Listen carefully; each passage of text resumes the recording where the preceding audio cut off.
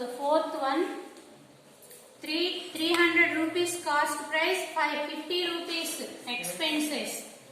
So you have to find out the selling price and profit both. Profit percentage ichcharu.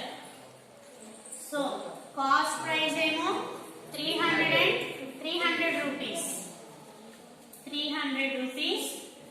Expenses 50 rupees. So total cost price ఏమవుతున్నప్పుడు 350. 350.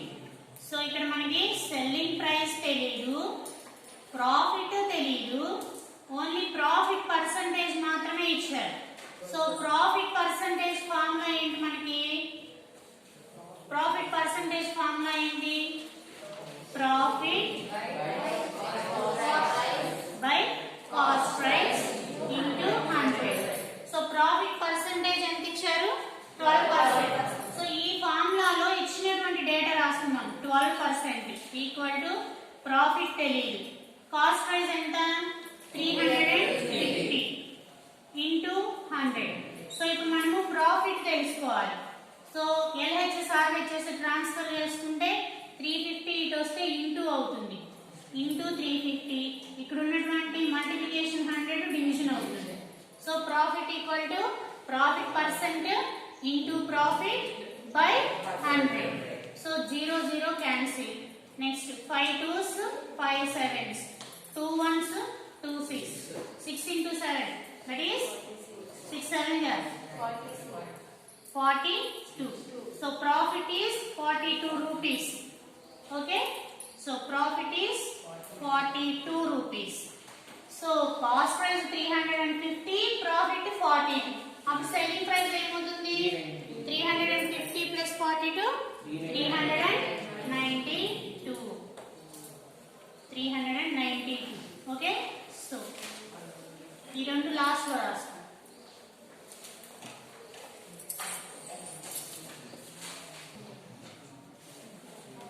Next, fifth problem. Fifth one, cost price 330 rupees, expenses 20 rupees.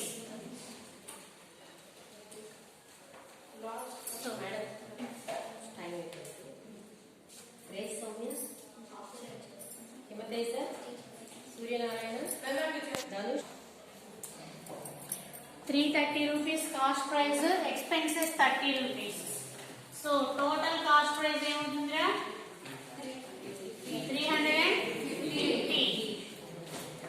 350 cost price.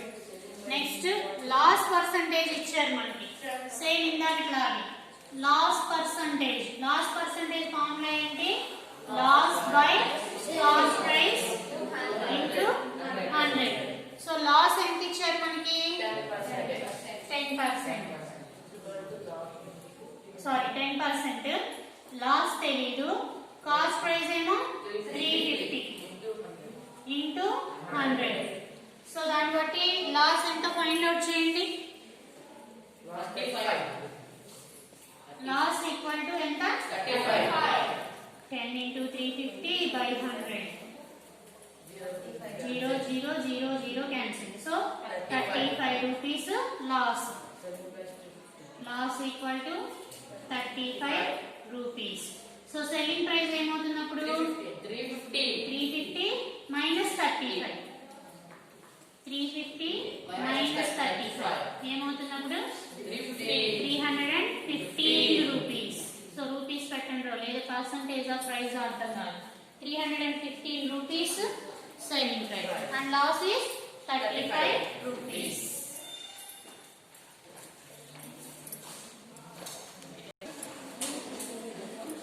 So ninth problem.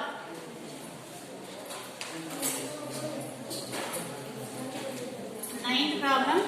A table was sold for 2,142 rupees at a gain of 5%.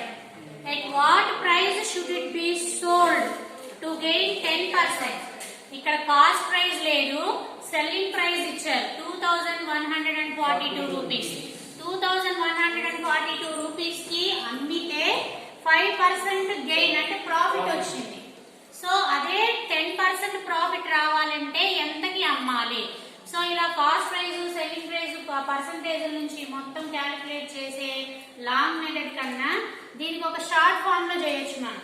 ఎలాగంటే చూడండి, ఫస్ట్ది so selling price ఇచ్చారు 2142 rupees. ఇక్కడ profit percent ఏమి ఇచ్చారు 5%. So ఇదేమో 2142 rupees కి అమ్మారు అంటే మనకి పర్సంటేజ్ అంటే మీనింగ్ ఏంటి? పర్సంటేజ్ అంటే ఎంతకి అని క్యాలిక్యులేషన్ పర్ 100 అంటే. సో 100 రూపీస్ ప్లస్ ఇక్కడ ఒక 5% అంటే 105%. 105% సెల్లింగ్ ప్రైస్ అనేది 2142 రూపీస్ కి ఈక్వల్ అంట. 105% సెల్లింగ్ ప్రైస్ అనేది 2142 రూపీస్ కి ఈక్వల్ అవుతుంది. ఓకేనా? సో ఈ 105% కాకుండా ఇంకా 10% గెయిన్ రావాలంటే ఎంత అమ్మాలి అన్నారు. జనరల్ గానేమో మనకి 100% అంటే పర్ 100 అని క్యాలిక్యులేషన్. అదే 10% ప్రాఫిట్ రావాలంటే 110%. జనరల్ గా మనకి కాస్ట్ ప్రైస్ అనేది పర్ 100% లో పర్ 100 అని మీనింగ్.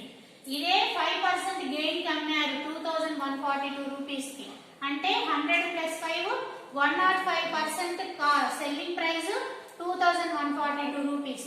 అయితే మనం 110% సెల్లింగ్ ప్రైస్ కనుక్కోవాలి. 110% కి ఎంత?